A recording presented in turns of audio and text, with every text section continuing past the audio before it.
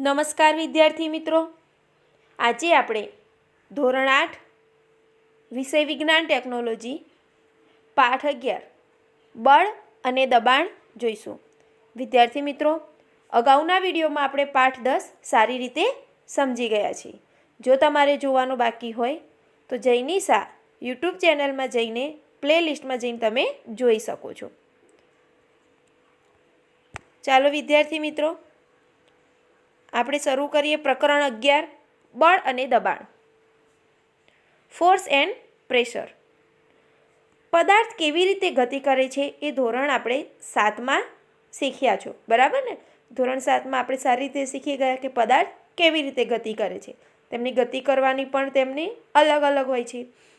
એક પદાર્થ બીજા પદાર્થ કરતાં કેટલી વધારે ઝડપથી ગતિ કરે છે તે કેવી રીતે નક્કી કરી શકાય તે તમને યાદ છે? કે એક પદાર્થ છે એ બીજા પદાર્થ કરતાં કેટલી વધારે ઝડપથી ગતિ કરે છે તે કેવી રીતે શોધી શકાય તે તમને યાદ છે? તેનું સૂત્ર પણ હતું. તો એકમ સમયમાં પદાર્થે કાપેલું અંતર શું દર્શાવે છે? તમે જાણો છો કે જમીન પર ગબડતો દડો ધીમો પડી જાય છે, બરાબર? કે જમીન પર ગબડતો દડો હોય છેવટે તે ધીમો પડી જાય છે. ક્યારેક તેની ગતિની દિશામાં પણ ફેરફાર થાય છે. એવું પણ શક્ય બને કે દડો ધીમો પડે અને સાથે ગતિની દિશા પણ બદલાય. દડો ધીમો પણ પડી જાય અને સાથે તે જે ગતિમાં જતો હોય, જે દિશામાં જતો હોય તેની દિશા પણ બદલાઈ જાય છે. શેના લીધે પદાર્થની ગતિ વધે છે કે અટકે છે અથવા તેની ગતિની દિશા બદલે છે તે અંગે તમને ક્યારેય આશ્ચર્ય થયું છે કે કેટલીક વાર ગતિની દિશા બદલાય છે, ગતિ વધે છે કે ઘટે છે? આના કારણ શું હોઈ શકે? શું તમે કોઈ દિવસ વિચાર્યું છે?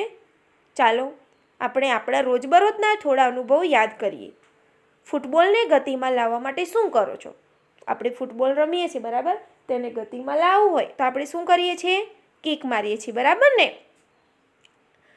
ગતિમાન દડાને વધારે ઝડપથી ગતિ કરવા માટે તમે શું કરો છો? ગતિમાન દડો હોય અને એને આપણે વધારે ઝડપથી ગતિ કરવી હોય તો આપણે તેને લાત મારીએ છીએ અથવા તો ધક્કો મારીએ છીએ, દડાને પકડીને ફેંકીએ છીએ. તો ગોલકીપર દડાને કેવી રીતે અટકાવે છે?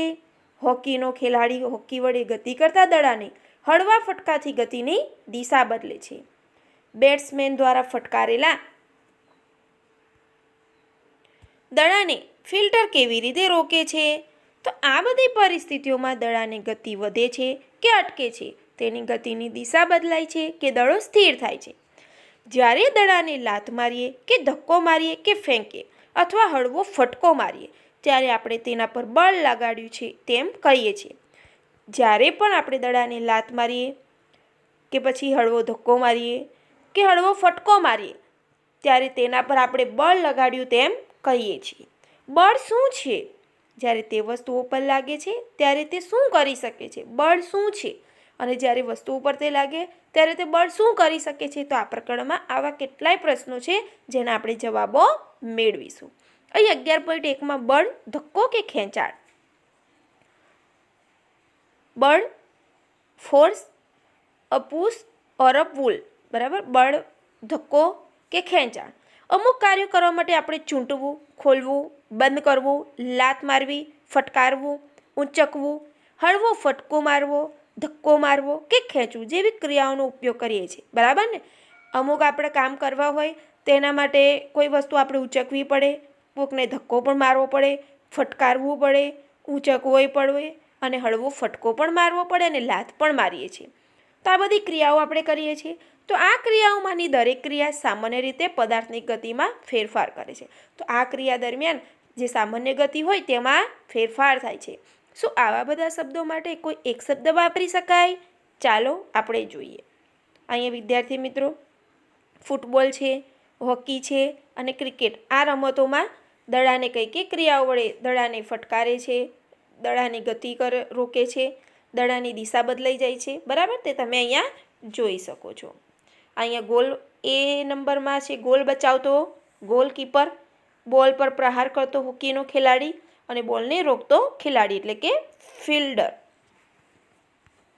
ચલો આપણે આગળ જોઈએ કે પ્રવૃત્તિ 11.1માં કોષ્ટક 11.1માં પદાર્થની ગતિ સાથે સંકળાયેલ સુપરિચિત પરિસ્થિતિઓના ઉદાહરણ આપેલા છે. તમે આવી પરિસ્થિતિઓ ઉમેરી શકો છો કે બદલી શકો છો. દરેક કિસ્સાઓમાં ધક્કો અથવા ખેંચાણ કઈ ક્રિયા સામેલ છે તે ઓળખો અને અવલોકન નોંધો. એ માટે એક મદદરૂપ ઉદાહરણ પણ આપેલ છે. કોષ્ટક 11.1માં ખેંચવું તથા ધક્કો મારવો ક્રિયાને ઓળખો કે આમાં ખેંચવાની છે કે પછી ધક્કો મારવાની છે. તો અહીંયા ક્રમ છે પરિસ્થિતિનું વર્ણન કે ટેબલ પર પડેલ પુસ્તકને ગતિ કરાવી. ટેબલ પર પડેલું પુસ્તક હોય તેને આપણે ગતિમાં લાવવું છે તો આપણે શું કરીશું? ક્રિયા ધક્કો મારશું, ખેંચવું, ચૂંટવું, ફટકારવું, ઊંચકવું, નીચે લઈ જવું, ઉડવું, લાત મારવી એટલે કે કિક મારવી, ફેંકવું, બંધ કરવું કે હળવો ફટકો મારવો. તો આમાંથી આપણે શું કરીશું? તો અહીંયા ધક્કો મારશું તો પણ ગતિમાં આવશે, ખેંચીશું પુસ્તકને તો પણ ગતિમાં આવશે, ઉચકીને એક જગ્યાએથી બીજી જગ્યાએ મૂકીશું તો પણ ગતિમાં આવશે. બરાબર? તો અહીંયા ક્રિયાનું વર્ગીકરણ કરવાનું છે. ધક્કો મારવો કે ખેંચવું? તો અહીંયા ધક્કો માર્યો. બરાબર? હા. અને ખેંચવું ના. ચલો આગળ. દરવાજો ખોલવો કે બંધ કરવો? હવે દરવાજો આપણે ખોલવો છે કે પછી બંધ કરવો છે? તો તેની અંદર આપણે શું કરીશું? તેને બંધ કરવું અને ખેંચવું, હળવો ધક્કો મારવો. બરાબર? તો અહીંયા ધક્કો મારવો. હા. આગળ. કૂવામાંથી પાણી ભરેલ ડોલ ખેંચવી. તો તેને આપણે શું કરીશું? અહીંયા કૂવામાંની પાણી ભરેલ ડોલ છે તો તેને ઊંચકવું અને ખેંચવું. તો ખેંચવામાં હા આવશે. આગળ. નંબર 4. પેનલ્ટી કિક મારતો ફૂટબોલનો ખેલાડી. તો તે શું કરશે? તેને ધક્કો મારશે અથવા તો તે હોકીથી ફટકારશે. બરાબર? ધક્કો મારવો તેમાં હા આવશે. આગળ. બેટ્સમેન દ્વારા ફટકારેલ ક્રિકેટ બોલ. બેટ્સમેન દ્વારા ફટકારેલ ક્રિકેટ બોલ આપણે તેને કેચ કરી લઈશું. ઊંચકવું. બરાબર? તો ઊંચકવું આવશે, કેચ કરવો. સામાન ભરેલ ગાડાને ચલાવવું. તો સામાન ભરેલ ગાડાને હોય કાં તો ધક્કો મારવો કાં ખેંચવું. ખાનું ખોલવું, ખેંચવું. બરાબર? તો તમે નોંધ્યું કે ઉપરની દરેક ક્રિયાને ધક્કો મારવો કે ખેંચવું બંનેમાં વહેંચી શકાય. આપણે અનુમાન લગાવી શકીએ કે વસ્તુને ગતિમાં લાવવા માટે ધક્કો મારવો પડે કે ખેંચવું પડે. આપણે અનુમાન આટલું તો લગાવી શકીએ છીએ કે કોઈપણ વસ્તુને ગતિમાં લાવવા માટે આપણે ધક્કો મારવો પડે કાં તો ખેંચવું પડે. તો વિજ્ઞાનમાં પદાર્થને ધક્કો મારવો કે ખેંચવો તેને બળ કહે છે, ફોર્સ. તો વિજ્ઞાનની ભાષામાં કોઈપણ વસ્તુને ધક્કો મારવો કે ખેંચવો તેને આપણે બળ કહી શકાય છે. આ પરથી કહી શકાય કે બળ લગાડવાથી વસ્તુઓ ગતિમાં આવે છે. બળ ક્યારેક અસ્તિત્વમાં આવે છે. ચાલો તે જોઈએ. ધોરણ 6માં હું શીખી હતી કે ચુંબક લોખંડના ટુકડાને પોતાની તરફ આકર્ષે છે. શું આકર્ષણ એ ખેંચાણ છે? તો બે ચુંબકના સમાન ધ્રુવો વચ્ચે થતા આ અપાકર્ષણ વિશે શું કહી શકાય? શું તે ખેંચાણ કે ધક્કો છે? બરાબર? તે જોઈએ આપણે. 11.2માં બળો આંતરક્રિયાને કારણે ઉદ્ભવે છે. બળો આંતરક્રિયા અંદર આંતરિક ક્રિયાઓ થાય છે તેના કારણે ઉદ્ભવે છે. ધારો કે એક વ્યક્તિ સ્થિર કારની પાછળ ઊભો છે. તે વ્યક્તિની માત્ર હાજરીના કારણે કાર ગતિમાં આવશે? ના. કે ધારો કે એક વ્યક્તિ સ્થિર કારની પાછળ ઊભો છે તો શું તે ગતિમાં આવશે? તો ના. ધારો કે વ્યક્તિ કારને હવે ધક્કો મારવાનું શરૂ કરે છે એટલે કે તેના પર બળ લગાડેલ છે. તો લગાડેલા બળની દિશામાં કાર શું કરે છે? આગળ વધે છે. તો સ્થિર કારની પાછળ ઊભેલો એક વ્યક્તિ ઊભો જ છે. બરાબર? તો કાંઈ નહીં થાય. પરંતુ એક વ્યક્તિ દ્વારા કારને ધક્કો મારે છે તો ગતિ કરી શકે છે. નોંધો કે કારને ગતિમાં લાવવા માટે વ્યક્તિએ કારને ધક્કો મારવો પડે છે. બરાબર ને? આગળ. કોણ કોને ધક્કો મારે છે? અહીં આકૃતિ 11.3માં જુઓ. બે છોકરીઓ કે એકબીજાને ધક્કો મારે છે તો કોણ કોને ધક્કો મારે છે? તો તમે પરિચિત હો તેવી 3 પરિસ્થિતિઓ આકૃતિ 11.3માં આપણે દર્શાવેલી છે. આ કિસ્સાઓમાં કોણ કોને ધક્કો મારે છે અને કોણ ખેંચે છે તે તમે નક્કી કરી શકો છો.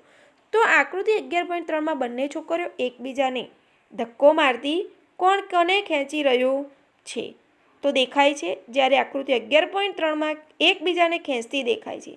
એવી જ રીતે 11.3માં સીમાં વ્યક્તિ અને ગાય એકબીજાને ખેંચતા દેખાય છે. તો અહીં દર્શાવેલા બે પરિસ્થિતિઓમાં છોકરીઓ એકબીજા પર બળ લગાડે છે. શું વ્યક્તિ અને ગાય વચ્ચે આ શક્ય છે? શું આ સત્ય છે? બરાબર.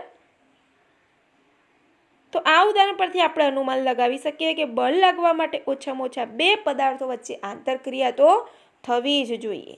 આમ એક પદાર્થથી બીજા પદાર્થ સાથે થતી આંતરક્રિયામાં બળમાં પરિણમે છે કે જ્યારે કોઈ પણ ઓછામાં ઓછા બે પદાર્થો હોવા જોઈએ અને બે પદાર્થો વચ્ચે આંતરક્રિયા થાય ત્યારે જ આ બળની ક્રિયા થાય છે.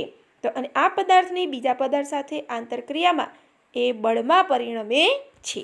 આગળ જોઈશું. 11.3માં છે બળની શરૂઆત. ચાલો આપણે બળ વિશે વધારે શીખવાનો પ્રયત્ન કરીએ. 11.2 પ્રવૃત્તિ છે.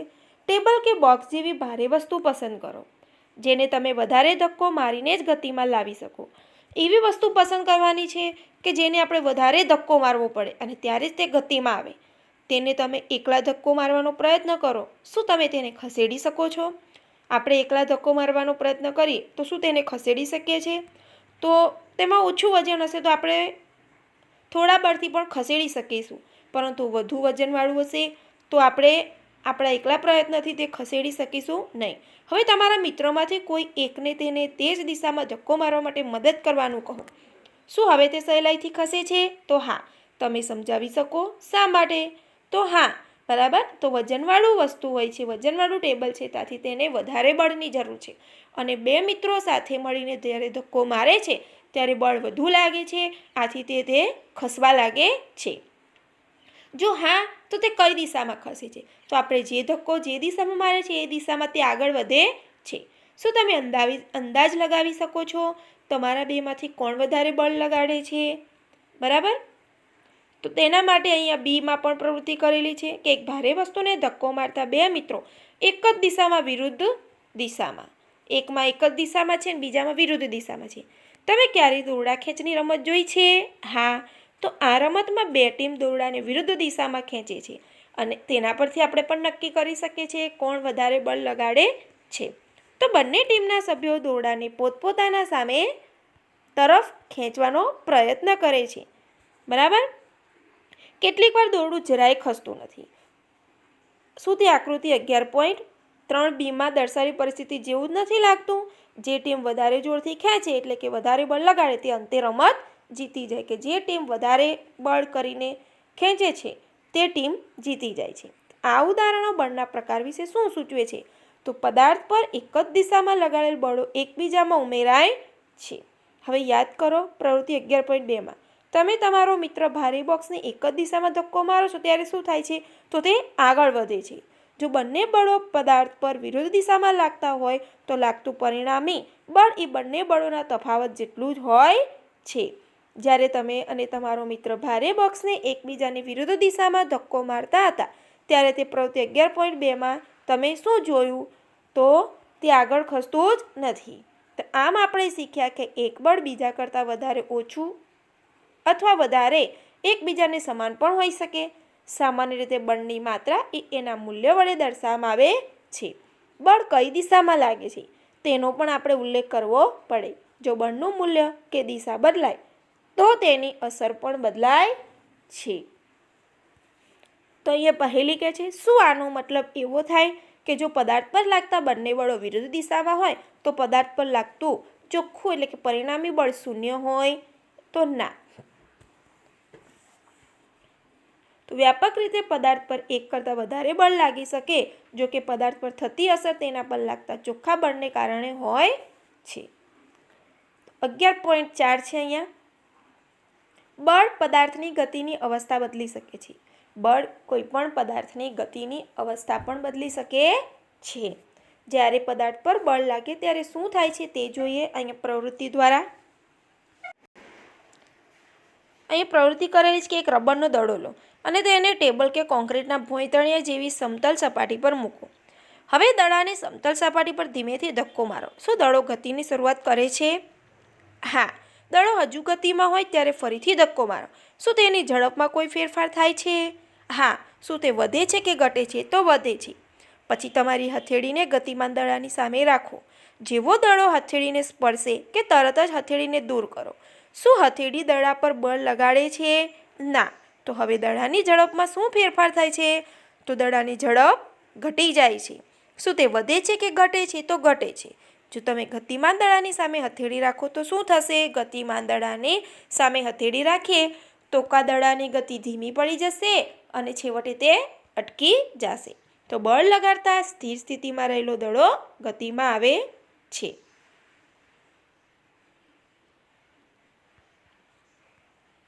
આગળ જોઈએ. કદાચ તમને સમાન પરિસ્થિતિ યાદ હશે. ઉદાહરણ તરીકે ફૂટબોલની રમતમાં જ્યારે પેનલ્ટી કિક લેવામાં આવે છે ત્યારે ખેલાડી બોલ પર બળ લગાડે છે. બોલને ફટકારતા પહેલાં બોલ સ્થિર હતો. બરાબર, બોલને આપણે જ્યારે ફટકારતા તેના પહેલાં તે સ્થિર હતો અને તેથી તેની ઝડપ શૂન્ય હતી. સ્થિર હતો, આથી તેની ઝડપ શૂન્ય હતી. તો લગાડેલા બળને કારણે બોલ લક્ષ્ય તરફ ગતિ કરે છે. આપણે જ્યાં બળ લગાડ્યું હોય તે દિશામાં તે ગતિ કરવા લાગે છે. ધારો કે ગોલકીપર ગોલ બચાવવા માટે કૂદકો મારે છે. તો આ રીતે ગોલકીપર ગતિમાન બોલ પર બળ લગાડવાનો પ્રયત્ન કરે છે. તો લાગુ પડેલા બળ વડે તે બોલને રોકી શકે છે. આ બળ લાગુ પડેલું હોય તે બળ દ્વારા તેને રોકી શકે છે. ગતિની દિશા પણ બદલી શકે છે. જો ગોલકીપર બોલને રોકવામાં સફળ થાય તો તેની ઝડપ ઘટીને શૂન્ય થાય છે.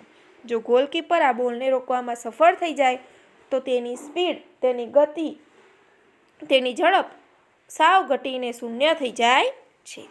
તો આ અવલોકનો સૂચવે છે કે બળ લગાડતા પદાર્થની ઝડપમાં ફેરફાર થઈ શકે છે. બળ લગાડતા પદાર્થની ઝડપ હોય તેમાં આપણે ફેરફાર કરી શકીએ છીએ.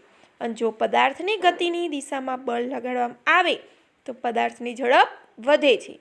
જો બળ ગતિની વિરુદ્ધ દિશામાં લગાડવામાં આવે તો પરિણામે પદાર્થની ઝડપમાં ઘટાડો થાય છે. પદાર્થની જે ગતિ હોય તે ગતિમાં આપણે વધારે બળ લગાડીશું તો તે પદાર્થની ઝડપ વધે છે અને પદાર્થની વિરુદ્ધ દિશામાં આપણે બળ લગાડીશું તો પદાર્થની ઝડપ ઘટે છે. તો અહીંયા બુજો કહે છે, મેં બાળકોને એકબીજા સાથે રબરના ટાયરને કે કોઈ રિંગને ધક્કો મારીને ઝડપથી ચલાવવાની સ્પર્ધા કરતા જોયા છે. હવે હું સમજી ગયો કે ધક્કો દેવાથી ટાયરની ઝડપ કેમ વધી જાય છે. તમે આવું ચિત્ર જોયું હશે, બરાબર? કેટલાય બાળકો ટાયરથી રમતા હોય છે તો ટાયરને ઝડપથી ચલાવવા માટે તે વારંવાર ધક્કો લગાવે છે. આગળ જોઈએ આપણે. પહેલી એ જાણવા આતુર છે કે પદાર્થ પર લાગુ પડેલું બળ માત્ર પદાર્થની ઝડપમાં ફેરફાર કરે છે. ચાલો આપણે જોઈએ. પ્રવૃત્તિ 11.4 છે કે જેમ તમે પ્રવૃત્તિ 11.3માં કર્યું હતું તે રીતે એક દડો લો અને તેને સમતલ સપાટી પર મૂકો. તેને ધક્કો મારીને ગતિમાં લાવો. હવે ફૂટપટ્ટી લઈ તેના ગતિ માર્ગમાં આકૃતિ 11.8માં દર્શાવ્યા મુજબ મૂકો. આમ કરવાથી તમે ગતિમાન દડા પર બળ લગાડો છો તો શું દડો ફૂટપટ્ટીને અથડાયા પછી તે જ દિશામાં ગતિ ચાલુ રાખશે? તો પ્રવૃત્તિનું પુનરાવર્તન કરો અને ગતિમાન દડાને અવરોધવા માટે ફૂટપટ્ટીને એવી રીતે મૂકો કે જે તે ગતિમાન સાથે જુદા જુદા કોણ બનાવી શકે. દરેક કિસ્સામાં ફૂટપટ્ટીને અથડાયા પછી દડાની ગતિની દિશાના અવલોકનો નોંધો. અહીંયા બીમાં કોઈ સમતલ સપાટી પર એ દડાને ધક્કો મારીને ગતિમાં લાવવો. બી દડાના ગતિપથમાં મૂકેલી ફૂટપટ્ટી સાથે અથડાયા પછી દડાની ગતિની દિશા બદલાય છે. આગળ જોઈશું. ચાલો આપણે થોડા વધુ ઉદાહરણો જોઈએ. વોલીબોલની રમતમાં ખેલાડીઓ અવારનવાર ગતિમાન દડાને તેમના સાથી ખેલાડીઓ તરફ ધક્કો મારીને મોકલતા હોય છે. બરાબર, આપણે વોલીબોલ રમતા ખેલાડીઓ તો જોયા જ હશે. તે શું કરે છે? વારંવાર ગતિમાન દડો હોય છે તેને સાથી ખેલાડીઓ તરફ ધક્કો મારીને તેમને મોકલતા હોય છે. ક્યારેક દડો ધક્કો મારીને કે ફટકો મારીને કોર્ટની બીજી બાજુ મોકલવામાં આવે છે. તો ક્રિકેટમાં બેટ્સમેન બેટ વડે ફટકારીને દડા પર બળ લગાડે છે. ક્રિકેટમાં બેટ્સમેન ખેલાડી જ્યારે બેટ વડે દડાને ફટકારે છે તો તેના પર બળ લાગે છે. તો શું આ કિસ્સાઓમાં દડાની ગતિની દિશામાં કોઈ ફેરફાર થાય છે? તો હા. તો આ બધા ઉદાહરણમાં ગતિમાન દડા ઉપર બળ લગાડવાથી ઝડપ અને ગતિની દિશા પણ બદલાય છે. તો આ પ્રકારના બીજા બધા ઉદાહરણો પણ આપણે આપી શકીએ છીએ. તો પદાર્થની ઝડપ કે દિશા કે બંને બદલાય ત્યારે પદાર્થની ગતિની અવસ્થા બદલાય છે. જ્યારે પદાર્થની ઝડપ અને દિશા બંને બદલાય છે ત્યારે તે પદાર્થની ગતિની અવસ્થા પણ બદલાય છે તેમ કહેવાય. આમ પદાર્થ પર લાગતું બળ પદાર્થની ગતિની અવસ્થામાં ફેરફાર કરે છે. પદાર્થ પર જ્યારે બળ લાગે છે ત્યારે તેની ગતિની અવસ્થામાં પણ ફેરફાર થાય છે. ગતિની અવસ્થા. પદાર્થની ગતિની અવસ્થા તેની ઝડપ અને ગતિની દિશા દ્વારા વર્ણવવામાં આવે છે. પદાર્થની ગતિની અવસ્થા જ્યારે તેની ઝડપ અને તેની દિશા કઈ છે તે દ્વારા વર્ણવવામાં આવે છે.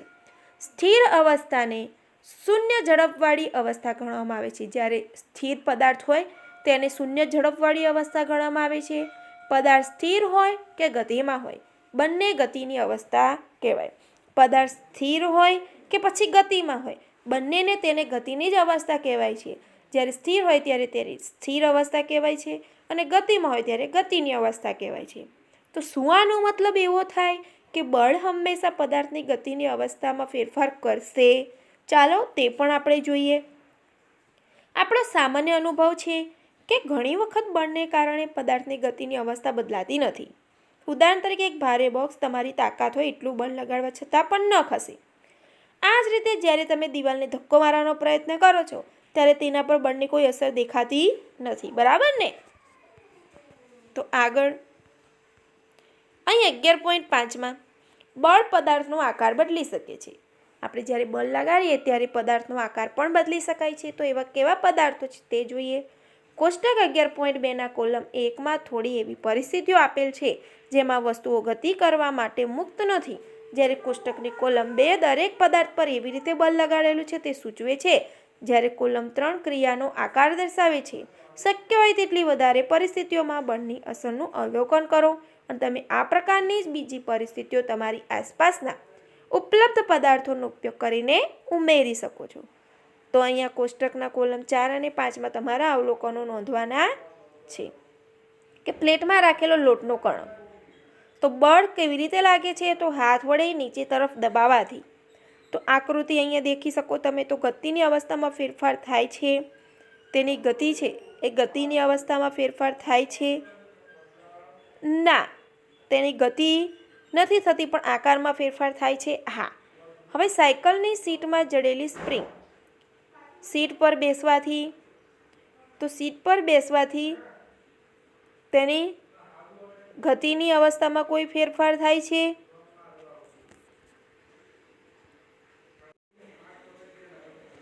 તો હા, થોડીક તે નીચી તરફ જાય છે સીટ અને આકારમાં ફેરફાર થાય છે.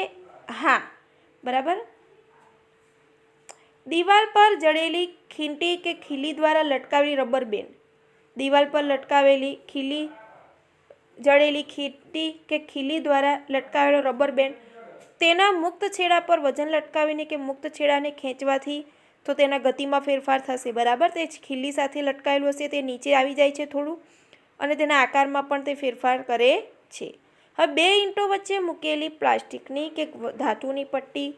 તો ફૂટપટ્ટીના મધ્ય ભાગ પર વજન મૂકવાથી તેની ગતિના અવસ્થામાં કોઈ ફેરફાર થતો નથી પરંતુ આકારમાં ફેરફાર થાય છે. થોડીક તે નમી જાય છે.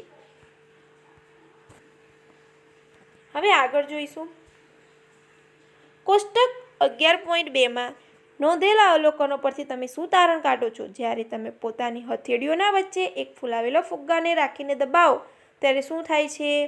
બરાબર.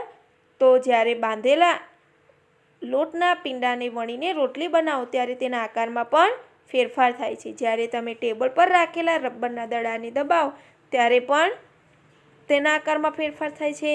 તો આ બધા ઉદાહરણોમાં તમે જોયું કે કોઈ પદાર્થ પર બળ લગાડવાથી તેના આકારમાં ફેરફાર થઈ શકે છે. તો ઉપરની બધી પ્રવૃત્તિઓ કરી લીધા પછી આપણે સમજી ગયા હશું કે બળ કોઈ પદાર્થને સ્થિર સ્થિતિમાં ગતિમાં લાવી શકે છે. કોઈ પણ પદાર્થને સ્થિર સ્થિતિમાંથી તેને ગતિમાં લાવી શકે છે. જો પદાર્થ ગતિમાં હોય તો તેની ઝડપમાં ફેરફાર કરી શકે છે. ગતિમાન પદાર્થની દિશામાં પણ ફેરફાર કરી શકે છે. પદાર્થના આકારમાં પણ ફેરફાર કરી શકે છે અને આ બધામાંથી થોડી અથવા બીજી જ અસરો ઉત્પન્ન પણ કરી શકે છે. તો આપણે બળ જ્યારે લગાવીએ ત્યારે આટલા ફેરફારો આપણે કરી શકીએ છીએ.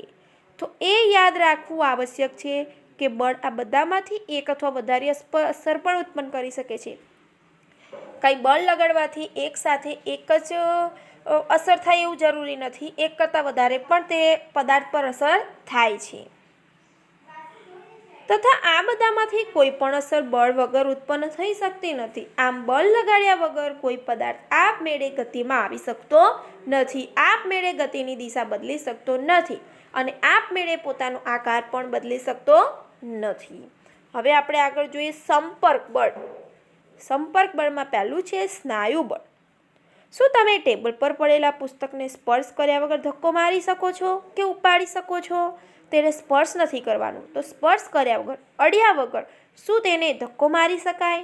શું તેને ઉપાડી શકાય? ના. તો શું પકડ્યા વગર પાણીની કોઈ ડોલને તમે ઊંચકી શકો છો? ના. તો સામાન્ય રીતે કોઈ વસ્તુ પર બળ લગાડવા માટે તમારા શરીરનો વસ્તુની સાથે સંપર્ક થવો જરૂરી છે. ખબર પડી? કોઈ પણ વસ્તુ પર આપણે બળ લગાડવા માટે આપણા શરીરનો એ વસ્તુની સાથે સંપર્ક થવો જરૂરી છે. સંપર્ક કોઈ લાકડી કે દોરડા વડે પણ થઈ શકે છે, કોઈ લાકડી દ્વારા પણ થઈ શકે છે. ઉદાહરણ તરીકે બેટ હાથમાં લીધું છે અને બેટને આપણે તે દડાને ફટકારીએ છીએ, બરાબર? તો બેટનો દડા સાથે સંપર્ક થાય છે. એવી રીતે દોરડી છે, દોરડીને આપણે એક ડોલ સાથે બાંધી દીધી છે અને કૂવામાંથી પાણી આપણે ખેંચીએ છીએ, તો ડોલનો અને દોરડાનો સંપર્ક કરીને આપણે તેને બળ લગાડીને ખેંચી શકીએ છીએ. તો જ્યારે આપણે કોઈ વસ્તુ જેવી કે સ્કૂલ બેગને ધક્કો મારીએ છીએ કે પાણીની ડોલને ઊંચકીએ છીએ, ત્યારે બળ ક્યાંથી આવે છે? તો આ બળ આપણા શરીરના સ્નાયુ દ્વારા જ લાગે છે, બરાબર? તો આ બળ આપણે આપણા સ્નાયુ દ્વારા જ લગાવીએ છીએ. તો આપણા સ્નાયુની ક્રિયાને લીધે લાગતા બળને સ્નાયુ બળ કહે છે. કે આપણા સ્નાયુઓની ક્રિયાને લીધે લગતા બળને સ્નાયુ બળ કહે છે. સ્નાયુ બળ જ આપણને બધી જ પ્રવૃત્તિઓ કરાવવા યોગ્ય બનાવે છે. તો આ પ્રવૃત્તિઓમાં શરીરનું હલનચલન કે શરીરનું વળવું પણ સામેલ છે. ધોરણ 7માં આપણે શીખ્યા છે કે પાચનની ક્રિયામાં ખોરાક અન્નનળીમાં ધકેલાય છે. જ્યારે પાચનની ક્રિયા કરીએ છીએ તો પહેલાં ખોરાક અન્નનળીમાં ધકેલાય છે. તો શું આ પ્રક્રિયા સ્નાયુબળ દ્વારા થાય છે? તમે તે પણ જાણો છો કે શ્વસન પ્રક્રિયામાં શ્વાસ અંદર લેતી વખતે અને બહાર છોડતી વખતે ફેફસાં ફૂલે છે અને સંકોચાય છે. તો શ્વસન ક્રિયાને શક્ય બનાવે તે સ્નાયુઓ ક્યાં આવેલા છે? તો આપણા આ શરીરમાં સ્નાયુ વડે લાગતા બળ વિશે અહીંયા ઉદાહરણ આલવાના છે. પ્રાણીઓ પણ તેમની શારીરિક ક્રિયાઓ અને બીજા કાર્યો કરવા માટે સ્નાયુબળનો ઉપયોગ કરે છે, બરાબર? પ્રાણીઓ પણ એવી રીતે તેમની શારીરિક ક્રિયા કરવા માટે અથવા તો બીજા કામ કરવા માટે પોતાનો સ્નાયુબળનો ઉપયોગ કરે છે. તો આપણા વિવિધ કાર્યો કરવા માટે બળદ, ઘોડા, ગધેડા અને ઊંટ જેવા પ્રાણીઓનો ઉપયોગ કરવામાં આવે છે. આપણે અલગ અલગ કાર્યો કરવા માટે આ પ્રાણીઓનો આપણે ઉપયોગ કરીએ છીએ.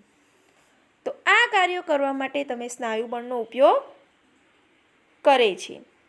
અહીંયા ચિત્ર છે કે પ્રાણીઓનું સ્નાયુબળ ઘણા કઠિન કાર્યો કરવા માટે તેને ઉપયોગમાં લેવામાં આવે છે. બળદગાડું દેખાય છે આગળ.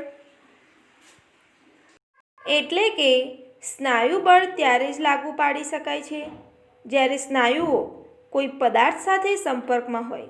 આથી તેને સંપર્ક બળ પણ કહે છે. આપણે ત્યારે જ સ્નાયુબળ લગાડી શકીએ છીએ કે જ્યારે સ્નાયુઓ કોઈ પદાર્થના સંપર્કમાં હોય છે.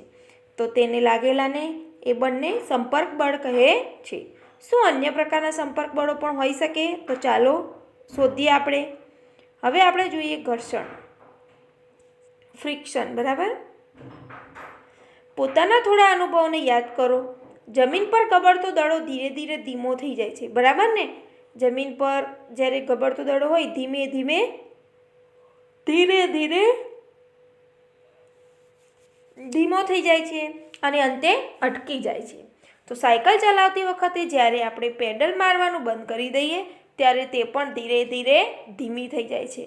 આપણે જ્યારે સાયકલ ચલાવતા હોય ત્યારે પેડલ મારવાનું આપણે બંધ કરીએ ત્યારે ધીરે તે ધીમી થાય છે અને અંતે તે અટકી જાય છે. કોઈ કાર કે સ્કૂટરના એન્જિનને બંધ કરી દેવાથી તે પણ થોડા સમય પછી અટકી જાય છે. એવી જ રીતે હોડીને હલેસાં મારવાનું બંધ કરીએ તો તે થોડે દૂર જઈને સ્થિર થઈ જાય છે. તો શું તમે આ પ્રકારના થોડા વધારે અનુભવ અહીંયા ઉમેરી શકો છો? તો તમારે થોડા વધારે અનુભવ તમારો હોય તો અહીંયા તમે લખી શકો છો. તો ઉપરની બધી જ પરિસ્થિતિમાં વસ્તુઓ પર દેખીતી રીતે કોઈ બળ લાગતું નથી, છતાં પણ તેમની ઝડપ ક્રમશઃ ઘટતી જાય છે. બરાબર, દેખીતી રીતે કોઈ બળ નથી લાગતું, પણ તેની ઝડપ ધીમે ધીમે ઘટતી જાય છે અને થોડા સમય પછી તેઓ એકદમ સ્થિર થઈ જાય છે. તેમની ગતિની અવસ્થા શેના કારણે બદલાય છે? શું તેમના પર કોઈ બળ લગાડતું હોય છે? તો શું તમે અનુમાન લગાવી શકો છો કે દરેક કિસ્સામાં બળ કઈ દિશામાં લાગતું હોવું જોઈએ? બરાબર, તો બધા ઉદાહરણોમાં પદાર્થની ગતિની અવસ્થામાં ફેરફારનું કારણ એક ઘર્ષણ બળ છે. આ બધા જ ઉદાહરણમાં પદાર્થની જે ગતિની અવસ્થામાં જે ફેરફાર થાય છે, ધીમી, ફૂલ, બરાબર, તો તેનું કારણ ઘર્ષણ બળ છે. જમીન તથા દડાની સપાટી વચ્ચે લાગતું ઘર્ષણ બળ જ ગતિમાન દડાને સ્થિર સ્થિતિમાં લાવે છે. તે જ રીતે પાણી અને હોડીનું સપાટી વચ્ચેનું ઘર્ષણ બળ એકવાર હલેસા મારવાનું બંધ કરવાથી હોડીને તે સ્થિર કરી દે છે. તો ઘર્ષણ બળ બધા ગતિમાન પદાર્થો પર લાગે છે અને તેની દિશા હંમેશા પદાર્થની ગતિની વિરુદ્ધ દિશામાં જ હોય છે, કારણ કે ઘર્ષણ બળ બે સપાટીઓ વચ્ચે સંપર્કને લીધે ઉત્પન્ન થાય છે. ઘર્ષણ બળ ક્યારે ઉત્પન્ન થાય છે? કે જ્યારે બે પદાર્થની સપાટીઓ વચ્ચે સંપર્ક થાય ત્યારે. તેથી તે સંપર્ક બળનું પણ એક ઉદાહરણ છે. આ બળ વિશે પ્રકરણ 12માં તમે વધારે શીખશો. તો આપણે તેનું ઉદાહરણ જોઈએ. તમે જાણવા ઉત્સુક હશો કે શું એ આવશ્યક છે કે કોઈ પદાર્થ પર લાગતું બળ હંમેશા સંપર્ક બળ જ હોય? તો ચાલો તે આપણે શોધીએ. 11.7માં બિન સંપર્ક બળો. હવે પહેલાં જોઈએ ચુંબકીય બળ. પ્રવૃત્તિ 11.6 કરેલી છે કે ગજ્યો ચુંબકને એક જોડ લો. આકૃતિ 11.10માં દર્શાવ્યા પ્રમાણે એક ચુંબકને 3 ગોળાકાર પેન્સિલ પર અથવા તો લાકડાના નળાકાર પર મૂકો. હવે બીજા ચુંબકના એક છેડાને નળાકાર પર મૂકેલા ચુંબકના પાસે લાવો. બંને ચુંબકો એકબીજાને સ્પર્શે નહીં તેનું ધ્યાન રાખો. હવે શું થાય છે? તો તેનું અવલોકન કરો. હવે ચુંબકના બીજા છેડાને નળાકાર પર રાખેલા ચુંબકના તે જ છેડા પાસે લાવો. તો દર વખતે બીજા ચુંબકને નળાકાર પર મૂકેલા ચુંબક પાસે લાવવામાં આવે ત્યારે તેના પર શું અસર થાય છે તે નોંધવાનું છે. બે ચુંબકો વચ્ચે આકર્ષણ અને અપાકર્ષણનું અવલોકન પછી કરવાનું છે. આગળ જોઈએ આપણે કે બીજા ચુંબકને નજીક લાવતા શું નળાકારો પર રાખેલ ચુંબક ગતિ શરૂ કરે છે? તો શું તે હંમેશા નજીક લાવવામાં આવતા ચુંબકની દિશામાં ગતિ કરે છે? તો આ અવલોકનો શું સૂચવે છે? તો શું એનો અર્થ એવો થાય કે બે ચુંબકો વચ્ચે કોઈ બળ ચોક્કસ લાગતું હોવું જોઈએ? બે ચુંબકો વચ્ચે કોઈ બળ લાગતું હોવું જોઈએ. તો આપણે ધોરણ 6માં તમે શીખ્યા છો કે બે ચુંબકના સમાન ધ્રુવો એકબીજાને અપાકર્ષે છે અને અસમાન ધ્રુવો એકબીજાને આકર્ષે છે. બરાબર ને? આપણે ધોરણ 6માં ભણી ગયા છે. તો બે પદાર્થો વચ્ચે લાગતા આકર્ષણ કે અપાકર્ષણને પણ ખેંચાણ કે ધક્કો મારવાના સ્વરૂપે જોઈ શકાય છે. શું ચુંબકો વચ્ચે લાગતા બળના અવલોકન માટે બે ચુંબકો વચ્ચે સંપર્ક કરાવવો જરૂરી છે? બે ચુંબકો વચ્ચે લાગતા બળના અવલોકન માટે આપણે બે ચુંબકો વચ્ચે સંપર્ક કરાવવો જરૂરી છે? તો હા. તો એક ચુંબક બીજા ચુંબક પર સંપર્કમાં આવ્યા વગર પણ બળ લગાડી શકે છે. સંપર્કમાં આવ્યા વગર પણ. તો ચુંબક દ્વારા લાગતું બળ એ અસંપર્ક બળનું ઉદાહરણ છે. જે ચુંબક દ્વારા બળ લાગે છે તે અસંપર્કનું બળનું ઉદાહરણ છે.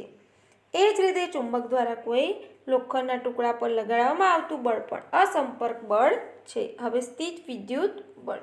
પ્રવૃત્તિ 11.7 છે કે પ્લાસ્ટિકની એક સ્ટ્રો લો. તેના લગભગ 2 સરખા ટુકડા કરો અને એક દોરીની મદદથી એક ટુકડાને કોઈ ટેબલની ધાર પરથી લટકાવો. હવે સ્ટ્રોના બીજા ટુકડાને પોતાના હાથમાં પકડો અને તેના મુક્ત છેડાને કાગળના ટુકડા સાથે ઘસો. તો સ્ટ્રોના ઘસેલા છેડાને લટકાવેલ સ્ટ્રો પાસે લાવો. તો બે ટુકડાઓ એકબીજાને સ્પર્શે નહીં તેનું ધ્યાન રાખવાનું છે. અડકે નહીં તેનું આપણે ધ્યાન રાખવાનું છે. તમને શું જોવા મળ્યું? તો હવે લટકાવેલ સ્ટ્રોના મુક્ત છેડાને કાગળના ટુકડા સાથે ઘસો અને ફરીથી અગાઉ કાગળ સાથે ઘસેલા સ્ટ્રોના ટુકડાને લટકાવેલા સ્ટ્રોના મુક્ત છેડા પાસે લાવો અને તમે તો જુઓ તો અહીંયા કે કાગળ સાથે ઘસેલી એક સ્ટ્રો બીજી સ્ટ્રોને આકર્ષે છે, પરંતુ લટકાવેલા સ્ટ્રોને પણ કાગળના ટુકડા સાથે ઘસવામાં આવે તો તેને અપાકર્ષે છે. તો સ્ટ્રોને કાગળના ટુકડા સાથે ઘસવાથી સ્ટ્રો સ્થિત વિદ્યુતભાર પ્રાપ્ત કરે છે તેમ કહેવાય. આવી સ્ટ્રો એ વિદ્યુતભારિત પદાર્થનું ઉદાહરણ કહેવાય. તો એક વિદ્યુત ભારિત પદાર્થ વડે બીજા વિદ્યુત ભારિત કે વિદ્યુત ભાર રહિત પદાર્થ પર લાગતા બળને સ્થિર વિદ્યુત બળ કહે છે. ધ્યાન આપજો સ્થિર વિદ્યુત બળની વ્યાખ્યા કે એક વિદ્યુત ભારિત પદાર્થ વડે બીજા વિદ્યુત ભારિત કે વિદ્યુત ભાર રહિત પદાર્થ પર લાગતા બળને આપણે સ્થિર વિદ્યુત બળ કહે છે. તો બે પદાર્થો સંપર્કમાં ન હોય ત્યારે પણ આ બળ અસ્તિત્વમાં આવે છે. તેથી સ્થિર વિદ્યુત બળ અસંપર્ક બળનું અન્ય ઉદાહરણ છે. તમે પ્રકરણ 15માં વિદ્યુત ભારો વિશે વધુ તમે શીખશો. આગળ હવે આપણે જોઈએ ગુરુત્વાકર્ષણ બળ. ગુરુત્વાકર્ષણ બળ વિશે તમે જાણો જ છો. તમે જાણો છો કે કોઈ સિક્કો કે પેન તમારા હાથમાંથી છટકી જાય તો તે જમીન તરફ પડે છે, બરાબર ને? કોઈ પણ વસ્તુ આપણે ફેંકીએ, હાથમાંથી છટકે તો સીધું તે જમીન પર પડે છે. વૃક્ષથી અલગ થયા પછી પાંદડાઓ અને ફળ પણ જમીન તરફ પડે છે. તો શું તમને ક્યારેય આશ્ચર્ય થયું કે આવું શા માટે થાય છે? તો જ્યારે સિક્કો તમારા હાથમાં પકડેલો હોય અને ત્યારે તે સ્થિર અવસ્થામાં હોય છે, જેવો જ તેને છોડવામાં આવે કે તેને નીચે તરફ ગતિ કરવાની શરૂઆત કરે છે. તો તે પરથી સ્પષ્ટ છે કે સિક્કાની ગતિની અવસ્થામાં ફેરફાર થાય છે. તો શું તેના પર બળ લાગ્યા વગર આવું શક્ય છે? તો કયું બળ છે? બરાબર, બળ લાગ્યા વગર તો તે આવું શક્ય નથી.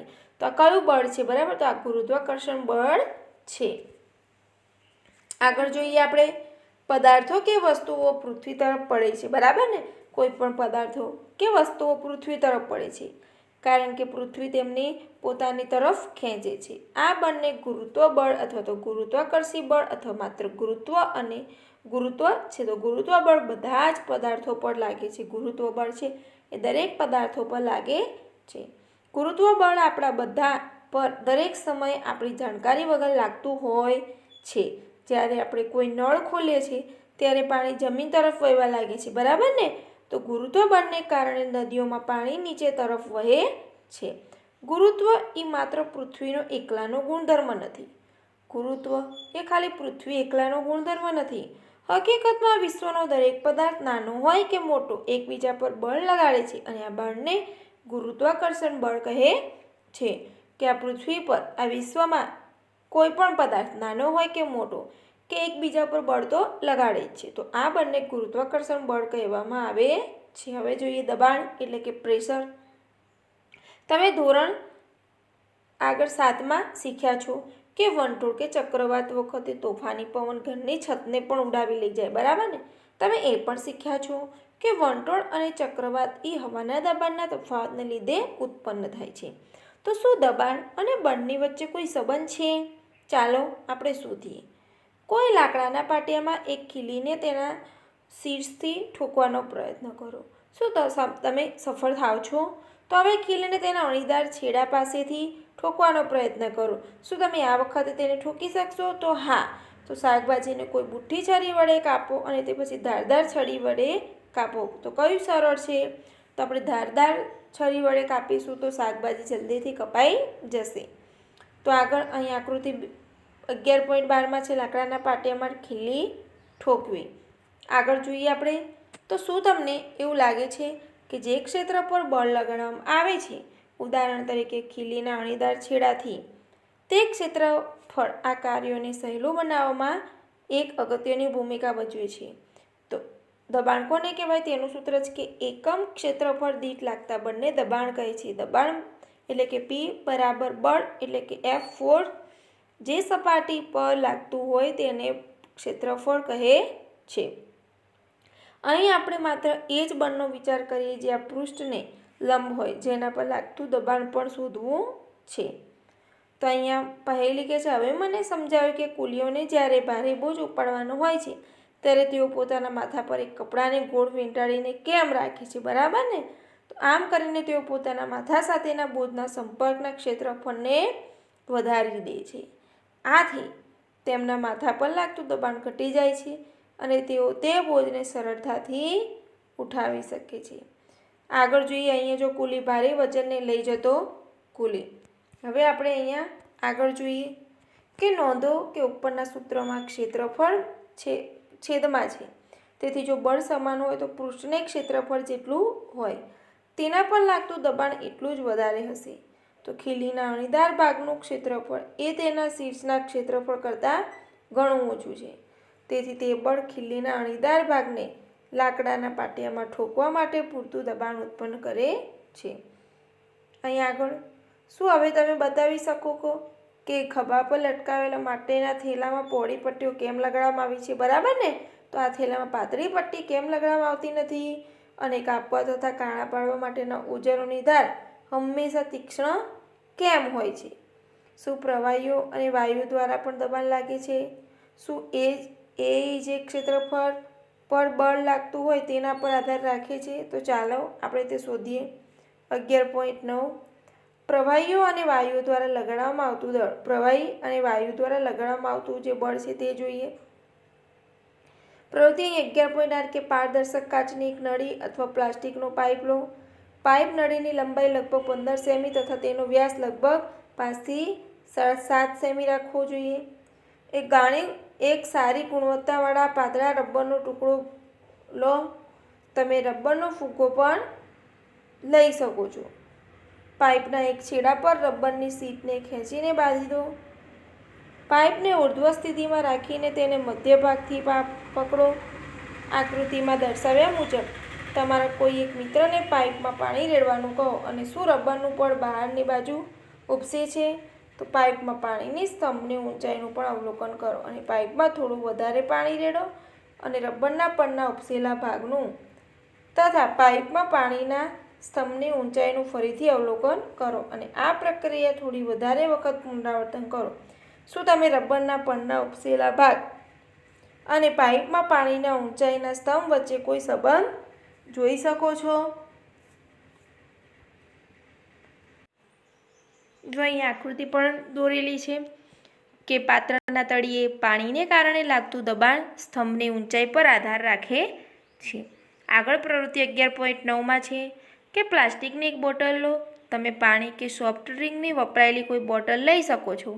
આકૃતિ 11.15માં દર્શાવ્યા પ્રમાણે બોટલના તળિયા પાસે થોડા સેમી લાંબી અને નળાકાર નળી બેસાડો. તો એવું કરવા માટે કાચની ટ્યુબના એક છેડાને થોડું ગરમ કરો અને પછી તરત જ બોટલના તળિયાની પાસે તેને દાખલ કરો. જોડાણ પાસે પાણી લીક થતું નથી તેનું ધ્યાન રાખો. જો પાણી લીક થતું હોય તો તેને પીગળાવેલા મીણથી સીલ કરો. કાચની નળીના મોઢાને પ્રવૃત્તિ 11.8 અનુસાર એક પાતળી રબર શીટ વડે બંધ કરો. હવે બોટલને પાણીથી અડધી ભરો અને તેમાં શું જુઓ છો? તો આ સમયે કાચની નળીના મોઢા પર લગાડેલી રબરની શીટ કેમ ફૂલી જાય છે? તો બોટલમાં થોડું વધારે પાણી રેડો. શું રબરની શીટના ઉપસેલા ભાગમાં કોઈ ફેરફાર થાય છે? અહીંયા તમે જોઈ શકો છો કે પ્રવાહી પાત્રની દિવાલો પર દબાણ લાગે છે. નોંધ કે રબરની શીટને પાત્રના તળિયે નહીં પરંતુ બાજુમાં લગાડવામાં આવે છે. તો આ કિસ્સામાં રબરની શીટનું ફૂલાવું દર્શાવે છે કે પાણીની પાત્રની દિવાલો પર પણ દબાણ લગાડે છે. ચાલો તેને વધારે આપણે તપાસ કરીએ. અહીં પ્રવૃત્તિ 11.10માં કે પ્લાસ્ટિકની એક ખાલી બોટલ અથવા એક નળાકાર પાત્ર લઈ તેને ખાલી ડબ્બો કે પ્લાસ્ટિકની વપરાયેલી બોટલનો ઉપયોગ કરી શકો છો. બોટલના તળિયા પાસે ચારેય દિશામાં 4 છિદ્ર કરો અને ધ્યાન રાખો કે આ છિદ્રો તળિયાથી સમાન ઊંચાઈ પર હોવા જોઈએ, સરખા જ ઊંચાઈ ઉપર હોવા જોઈએ. હવે બોટલને પાણીથી ભરો અને અવલોકન કરો છો. તમે શું અવલોકન કરો છો? શું છિદ્રોમાંથી નીકળતું પાણી બોટલથી સમાન અંતરે પડે છે? તો હા. તો અહીંયા જો પ્રવાહી સરખી ઊંડાઈએ સરખું દબાણ લાગે છે તો હવે તમે કહી શકો કે પ્રવાહી પાત્રની દિવાલ પર દબાણ લગાડે છે. શું વાયુઓ પણ દબાણ લગાડે છે? શું તેઓ પણ જે પાત્રમાં ભર્યા હોય તેની દિવાલો પર દબાણ લગાડે છે? ચાલો આપણે શોધીએ. અહીંયા ભૂજો કે પાણી પૂરું પાડતી પાઇપોના લીક થતા જોડાણો કે છિદ્રોમાંથી મેં પાણીના ફુવારાઓ બહાર આવતા જોયા છે. શું તે પણ પાણી દ્વારા પાઇપની દિવાલો પર લગાડવામાં આવતા દબાણને કારણે નથી? તો અહીં તમે જ્યારે કોઈ ફુગ્ગાને ફૂલાવો છો તો તેના મોંને કેમ બંધ કરવું પડે છે? તો હવા પાછી ફૂલાયેલી બહાર ન નીકળી જાય તે માટે. જો કોઈ ફૂલાયેલા ફુગ્ગાને મોંને ખોલી દઈએ તો શું થાય? તો હવા તેની બહાર નીકળી જાય છે. તો માની લો કે તમારી પાસે એક એવો ફુગ્ગો છે જેમાં કાણું છે. તો શું તમે તેને ફૂલાવી શકશો? ના. જો નહીં તો કેમ? તો શું આપણે કહી શકીએ કે હવે હવા બધી દિશાઓમાં બળ લગાડે છે? યાદ કરો, જો સાયકલની ટ્યુબમાં પંક્ચર પડે તો તેની અંદરની હવાનું શું થાય છે? તો બહાર નીકળી જાય, બરાબર ને? તો આ લોકોને સૂચવે છે કે હવા કોઈ ફૂલાવેલા ફુગ્ગા કે સાયકલની ટ્યુબની અંદરની દિવાલો પર દબાણ લગાડે છે. આમ આપણે જોયું કે વાયુઓ પણ જે પાત્રમાં ભર્યા હોય તેની દિવાલો પર દબાણ લગાડે છે. હવે 11.10 છે કે વાતાવરણનું દબાણ. આપણે જાણીએ છીએ કે આપણી ચારે બાજુ હવા છે. આ આવરણને વાતાવરણ કહે છે, બરાબર ને? તો વાતાવરણની હવા એ પૃથ્વીની સપાટી ઉપર ઘણા વધારે કિલોમીટર સુધી ફેલાયેલી છે. આ હવા વડે લાગતા દબાણને વાતાવરણનું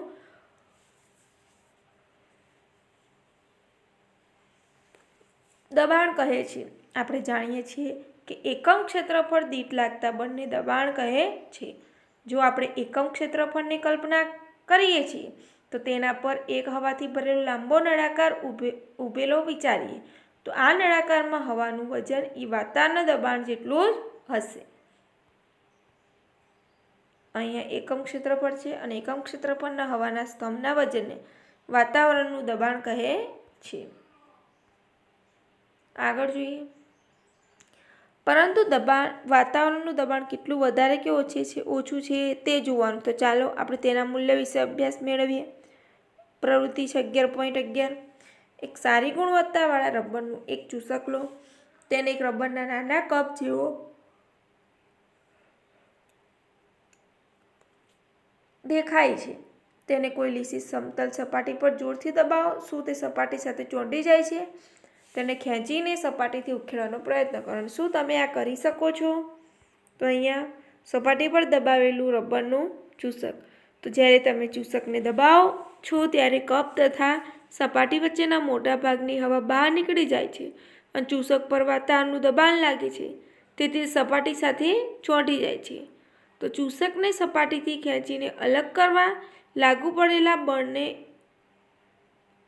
કરવા પાડેલ બળ એટલે પૂરતું હોવું જોઈએ, જેથી કે વાતાવરણના દબાણને પાર કરી શકે. અને આ પ્રવૃત્તિથી કદાચ તમને વાતાવરણના દબાણના મૂલ્ય વિશે પણ ખ્યાલ આવી ગયો હશે. તો વાસ્તવમાં જો ચૂસક તથા સપાટી વચ્ચેની બધી જ હવાને બહાર કાઢી નાખવામાં આવે તો કોઈ પણ મનુષ્ય માટે ચૂસકને સપાટીથી ખેંચી અલગ કરવાનું શક્ય નહીં બને. શું આ પરથી તમે અનુમાન લગાવી શકો છો વાતાવરણનું દબાણ કેટલું વધારે છે? તો અહીંયા બૂજો કે મારા માથાનું ક્ષેત્રફળ 15 સેમી × 15 સેમી હોય તો મારા માથા પર હવા કેટલું બળ લગાવશે? તો 15 × 15 ક્ષેત્રફળ અને વાતાવરણની ઊંચાઈ જેટલા સ્તંભમાં હવાનું દબાણ લગભગ 225 કિલોગ્રામ દળના કોઈ પદાર્થ પર લાગતું ગુરુત્વાકર્ષણ બળ જેટલું હોય છે. આગળ, આ ગુરુત્વાકર્ષણ બળની નીચે આપણે દબાઈને કચડાઈ કેમ નથી જતા? એનું કારણ છે કે આપણે શરીરની અંદરનું દબાણ પણ વાતાવરણના દબાણ સાથે જોડેલું હોય છે અને તે બહારના દબાણને અસંતુલિત કરી દે છે.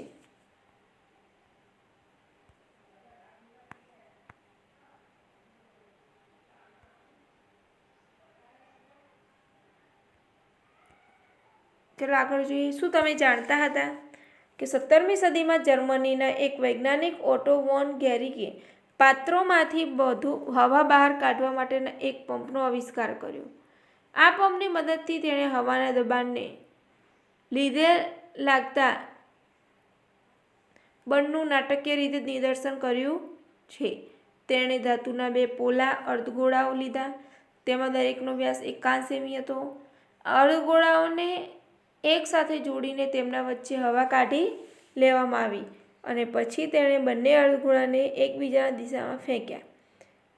ખેંચી અલગ કરવા માટે 8 ગોળાઓનો ઉપયોગ કર્યો અને હવાના દબાણને કારણે લાગતું બળ જેટલું વધુ મોટું હતું એ ગોળાઓ પણ આ અર્ધગોળાઓને અલગ ન કરી શક્યા.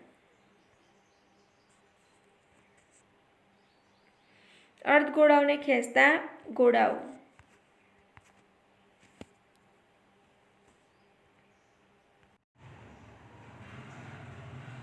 આગળ જોઈએ તો હવે આ પાઠમાં આપણે શું શીખ્યા? તો બળ એ ધક્કો કે ખેંચાણ હોઈ શકે છે. બળ બે પદાર્થો વચ્ચે થતી આંતરક્રિયાને કારણે ઉદ્ભવે છે. બળને મૂલ્ય ઉપરાંત દિશા હોય છે. પદાર્થની ઝડપ બદલાય કે તેની ગતિની દિશા બદલાય કે બંને બદલાય ત્યારે તેની ગતિની અવસ્થા બદલાય છે.